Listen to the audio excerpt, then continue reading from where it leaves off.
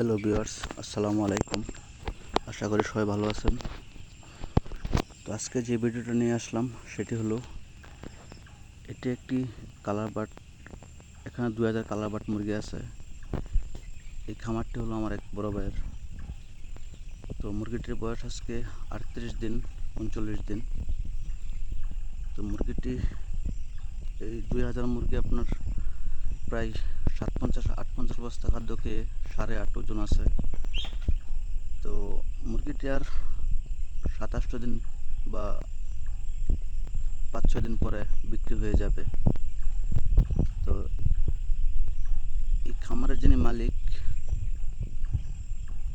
ওনার আশা ছিল যে এবারে খুব ভালো লাভ হবে, কারণ গত সেটে ওনার ব্রয়লার মুরগি ছিল। তো গরমে এবং কি নানা জটিলতায় রোগে প্রায় 1200 ব্রয়লার থেকে 600 ব্রয়লার মুরগি মারা গিয়েছিল। প্রায় 1,20,000-এর মতো লস হয়ে গিয়েছিল। তো এবার আশা ছিল যে কালারবাটের যে বাজার আছে, এই বাজারে ওনার লসটা পুষে যাবে, মোটামুটি ভালো লাভ হবে। যে লস গিয়েছিল 1,20,000-25,000, সেই লসটা উঠেও কিছু লাভ হবে।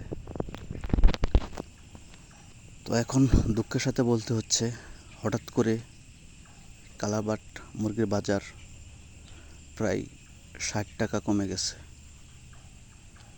এখন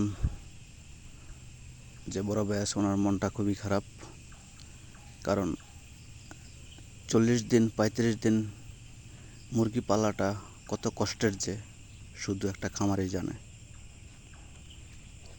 কত কষ্ট করে যে মুরগি পালন করতে হয়, কত রিস্ক নিয়ে, সেটা যারা খামারি আছেন তারাই ভালো জানেন। আর